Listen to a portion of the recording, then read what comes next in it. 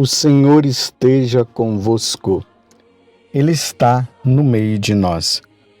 Proclamação do Evangelho de Jesus Cristo, segundo Marcos. Glória a vós, Senhor. Naquele tempo, Jesus foi a Nazaré, sua terra, e seus discípulos o acompanharam. Quando chegou o sábado, começou a ensinar na sinagoga.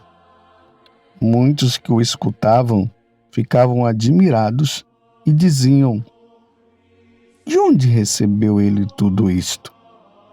Como conseguiu tanta sabedoria? E esses grandes milagres que são realizados por suas mãos?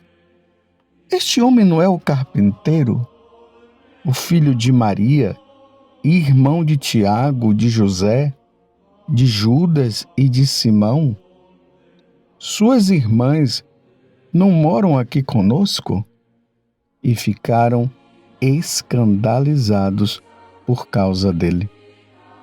Jesus lhes dizia: um profeta só não é estimado em sua pátria, entre seus parentes e familiares. E ali não pôde fazer milagres algum. Apenas curou alguns doentes, impondo-lhes as mãos, e admirou-se com a falta de fé deles. Jesus percorria os povoados das redondezas, ensinando. Palavra da salvação, glória a vós, Senhor. Meus irmãos e minhas irmãs, estamos caminhando, como eu sempre falo, com São Marcos, e São Marcos vai apresentando Jesus para nós. Um detalhe: o Evangelho de São Marcos foi o primeiro evangelho escrito. Ele é o menor de todos os evangelistas, porque tem Mateus, Lucas, João e Marcos. Se for comparar, os capítulos dos outros são maiores. E Marcos, ele é muito sintético, mas ele é muito detalhista também. Agora, São Marcos está apresentando Jesus que volta para Nazaré. Aqui é importante notarmos uma coisa. Jesus, ele nasceu em Belém. As profecias do Antigo Testamento diziam que o Messias viria de Belém. Lembram que no Natal, César Augusto, ele instituiu lá um decreto, um recenseamento, e José e Maria, eles moravam em Nazaré e foram para Belém. Tudo isso foi providencial para que Jesus pudesse nascer em Belém, como as profecias diziam. Belém é também a cidade onde Davi nasceu. Então, Herodes, quando Jesus nasce, Herodes pretende matá-lo, e aí eles vão para o Egito, e quando eles retornam do Egito, eles voltam para Nazaré.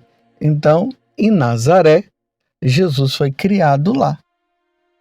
Então, quando ele volta do Egito, Jesus foi crescendo ali na cidade de Nazaré.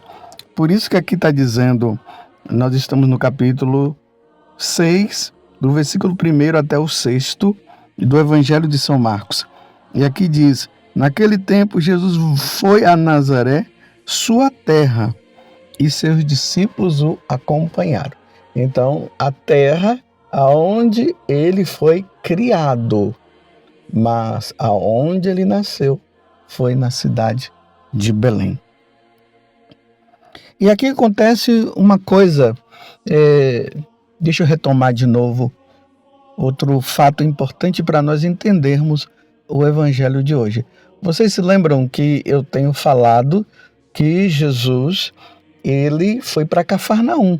ele usou Cafarnaum como o lugar aonde ele ia divulgar a boa nova, porque Cafarnaum era um lugar central, era um lugar muito importante para que a divulgação do evangelho pudesse chegar também às nações. Então, Cafarnaum era o quartel-general de Jesus. Então, até então, o que é que nós temos visto? Jesus ali na sinagoga, vai para a casa da sogra de Pedro, e depois ele vai para o mar da Galileia.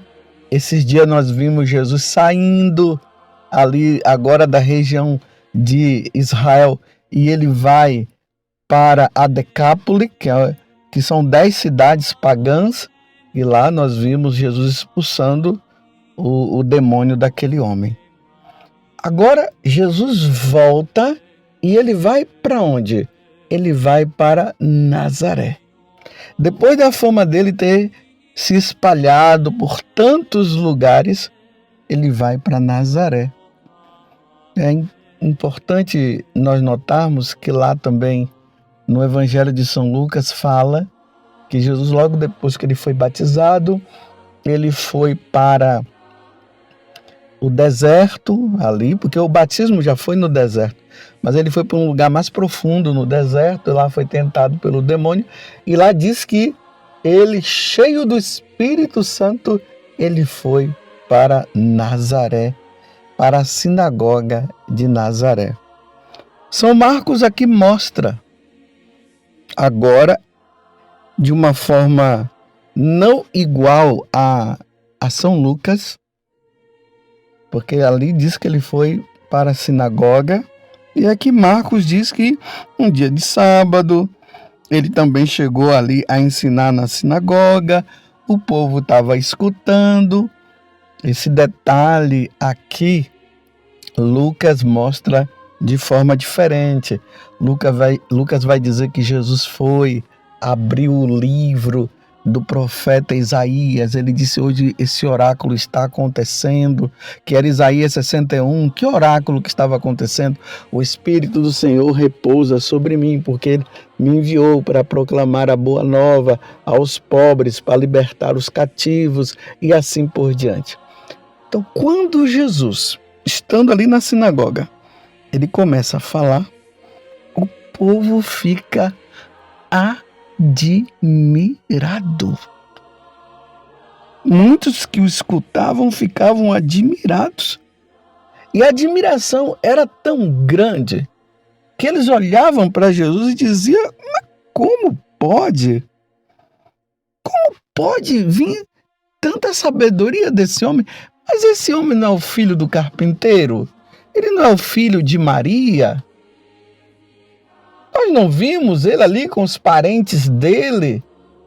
Porque foram 30 anos Jesus quietinho, aprendendo as coisas com José, o ofício de carpinteiro, ali aprendendo com Nossa Senhora as coisas. E agora ele se apresenta com tanta sabedoria, e o pessoal começa a dizer assim: mas e esses milagres que são realizados por suas mãos? Como pode uma coisa dessa? Mas quem é ele? Ficaram escandalizados. Só que esse escândalo aqui é um escândalo de rejeição. Eles rejeitaram Jesus. No Evangelho de São Lucas, no capítulo 4, depois vocês dão uma lida lá, vocês vão ver que eles quiseram até jogar Jesus no precipício. E aí eles começam com umas jogadinhas, falando: se você fez milagre lá, como fez em Cafarnaum, em todos os lugares, faz aqui também, né?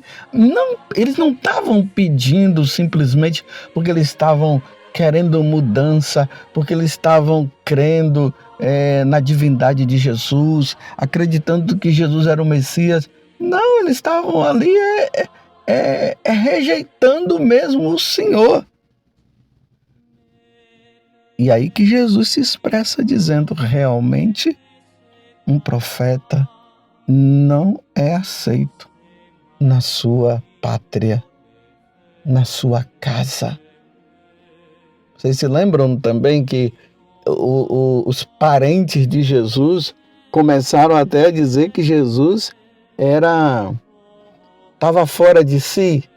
Esse fora de si aqui é uma expressão para dizer ele está doido, ficou doido, nem comer ele quer mais, porque Jesus estava ali naquela ação de pregar o evangelho, que era tão grande, que não tinha nem tempo para comer, então começaram a chamar ele de doido. Rejeição. Aqui, meus irmãos, é para vocês notarem que ao mesmo tempo como a pregação de Jesus, os seus feitos, expulsando o demônio. Ontem nós vimos lá a filha de Jairo, Talita Cum, que foi ressuscitada, aquela mulher que estava com aquela hemorragia e foi curada.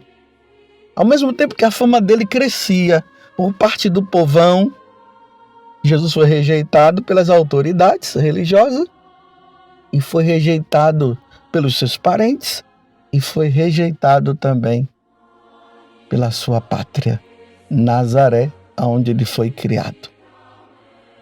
Vocês compreendem que a vida de Jesus não foi tão fácil assim? A fama dele se espalhava, mas era uma espada de dois gumes. Era aceito e rejeitado. Eu fico imaginando a decepção também de Jesus com os nazarenos. Eles não o aceitaram. Mas vocês poderiam dizer assim: mas Padre José Augusto, e o que é que tem isso a ver conosco? Tem muito a ver, meus irmãos. Tem muito a ver. Quantas pessoas que são desacreditadas pelos seus parentes por causa da conversão dele. Está ali naquele processo de conversão, de mudança de vida e é desacreditado pelos parentes. Justamente os parentes que poderiam incentivá-lo, acabam não incentivando. Você já viu aquelas pessoas que dizem assim: vamos ver até onde é que vai essa conversão. Vamos ver até onde vai essa mudança de vida. Ah, eu conheço, eu sei quem é você. Enquanto as pessoas de fora acreditam na mudança de vida, os de dentro, aqui abre um parêntese, eu não estou dizendo que são todos, mas acontece muito entre os parentes. O descrédito por parte deles quando acontece uma pessoa ali que faz parte daquela família e que está mudando de vida. Fecho parênteses. Foi isso que aconteceu. Jesus não foi acolhido nem pelos parentes, nem pelo povo de Nazaré e muito menos pelas autoridades. Só o povão estava com ele. Vamos imaginar que Jesus se sentia só. Talvez você que esteja na caminhada tenha até se sentido só. Mas Deus está contigo. Não desanime, não.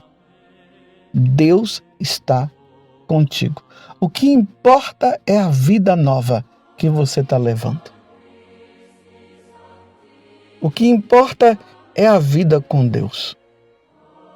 Muitas vezes, nesse momento, nós somos provados.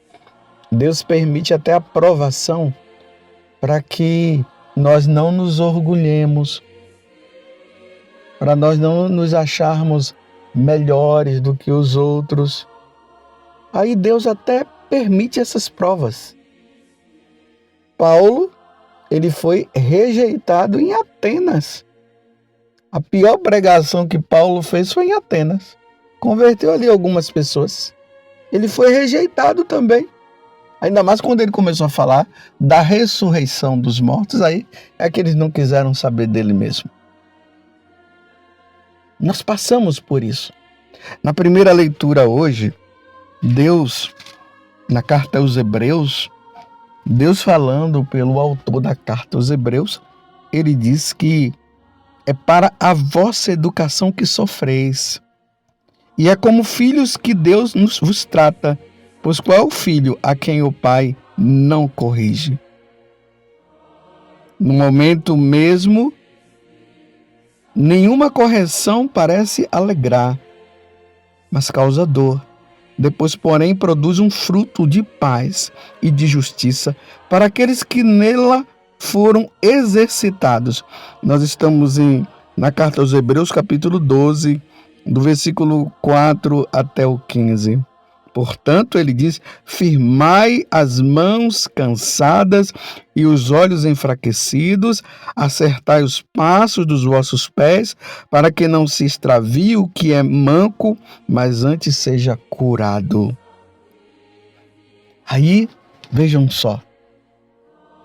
Quantas pessoas que seguem a Deus e agora estão dizendo assim, diante de provas que elas estão vivendo: ninguém me compreende, ninguém me ajuda, eu estou sozinho.